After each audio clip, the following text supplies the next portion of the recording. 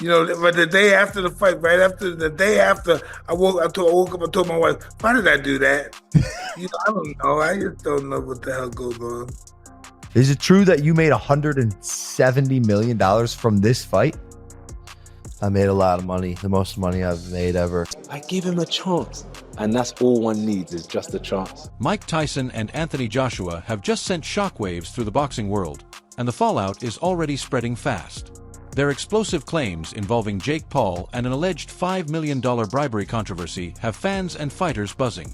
As more details emerge, the situation is casting a darker shadow than anyone expected, and it could change how the sport is viewed forever. He's called out Anthony Joshua. Just makes the whole sport look ridiculous. Gets them more attention. That night, everything shifted. A short gym clip of Mike Tyson leaked, and the words hit harder than any punch he ever threw. This sport used to mean something. Now it's being bought. It wasn't said for attention. It was said with disgust. And the people who heard it knew something serious was starting to unravel. Oh no, I don't remember the fight that much. I kind of blanked out a little. Sir, did you watch it back or anything, or no? I haven't watched the fight. No, I have not. Coming back from the first round, and then the next day I remember Jacob doing some kind of, I don't know, what was he doing at the ring? Oh, yeah, a little bow at the end. He bowed. And that's the last thing I remember. The reaction was instant. Fans began asking the question no one wanted to say out loud. What if the fights people paid for were never as real as they believed?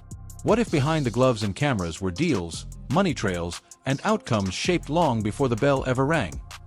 That thought alone sent shockwaves through the sport. An amateur coming into the game with no experience, he's taken on some good names. They may be old, they may be from different combats in terms of MMA and so on, but he's got in the ring at decent level, fought Tommy Fury. Less than 24 hours later, the shock doubled.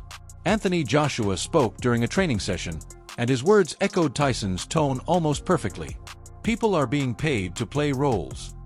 That sentence raced through the boxing world like electricity. Two giants of the sport were now pointing at the same problem. What did you just call me again? I didn't call you anything. What did you call me? Mike. I don't know. Listen, I wouldn't have realized any of it if it went 3-minute rounds. I didn't realize it. Mike Tyson isn't just another retired fighter. He's a product of brutal gyms, broken bones, and an era when boxing was about survival, not branding. Anthony Joshua comes from the opposite end of the spectrum, building his career through discipline, sponsors, and a carefully managed public image. When someone that measured breaks his silence, it signals that the situation is already spiraling. Joshua didn't accuse anyone by name. He didn't have to. The message was clear. The system had changed. What was once about who could fight had become about who could sell. And that's where the modern boxing engine enters the picture. I'm really not trying to be tough or something. It didn't feel. You trying to be a tough guy or something? I didn't even feel a single thing. How? Not even oh my God, that hurt. My skin, the impact. Jake Paul's rise has been rapid and bewildering for many fans. A YouTuber turned main event attraction in just a few years, he now commands millions of views, sellout arenas, and massive pay-per-view numbers. According to reports, some of his events have surpassed 8-digit buys, more than many world title fights. I wish he would have, put up a better fight so then I could have risen more and done more. And he was surviving. He was. So annoying. That was the only thing I didn't like. So annoying when they don't bring the fight to you. Yeah. But the real question is how promoters quietly describe the scene, a social media fight factory. Clicks matter more than skill. The story matters more than the scorecard. Heroes and villains are chosen early, and everything else is about keeping the audience hooked. And the system, cooperation often beats competition. Fighters aren't just athletes, they become characters. Viral moments outweigh clean wins. Boxing culture didn't vanish overnight. It was slowly replaced by viral culture. Yeah, there are, but it's all about on the night. The levels that I carried last year and the year before and the year after that will not win me this fight. What will win me this fight is performing on the night, and I have to respect my opponent. Then come the most disturbing claims. Insiders describe what they call appearance incentives. Not bonuses for winning, but money just for showing up and playing a specific role. Contracts reward the story, not the result, with paperwork focused on headlines instead of scorecards. There's also talk of silence clauses and pressure to stay quiet. Fighters are allegedly told to keep what they see behind the scenes to themselves. Speak out, and doors close, opportunities vanish, careers stall. Many choose silence over survival. I've never gone in there and knocked someone out within 10 seconds. There's a methodical process to knocking someone out. But if the opportunity presents itself, I'm not planning on carrying Jake for 1 second more than I have to. The key point is this: these claims aren't about fixing outcomes, they're about controlling the narrative. Who sells the fight, how the opponent behaves, how the story unfolds, who becomes the hero, and who becomes the villain.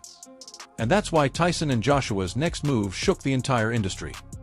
I want to fight Anthony Joshua exclusive because I know that I will beat Anthony Joshua. I know I will beat. Knocked out, right? Yeah. They met in private at a Vegas gym. No cameras, no managers, no press. Just two men who built their careers the hard way. According to sources close to the situation, the conversation was intense. They talked about integrity, manipulation, and the direction the sport was heading. When they walked out, something had changed. Joshua was blunt: "I'm done pretending this is normal." Tyson followed with words that cut even deeper: "Fans deserve to know when something's real."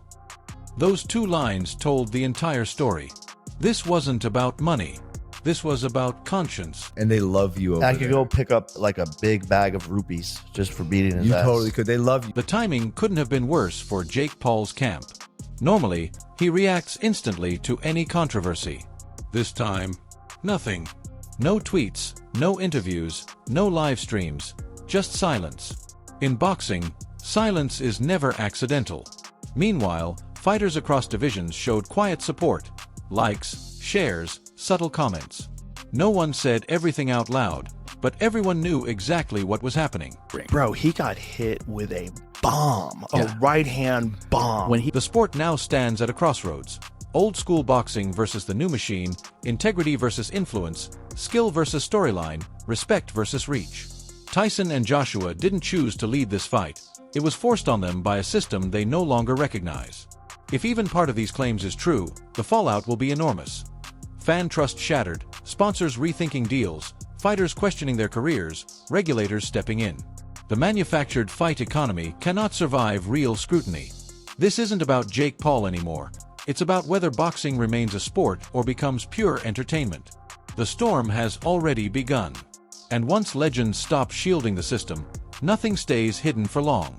It's not a casual, relaxed fight where you can kind of move around and get your groove and he's going to stay on the outside and you're going to... No, it's just constant. He survived that guy twice.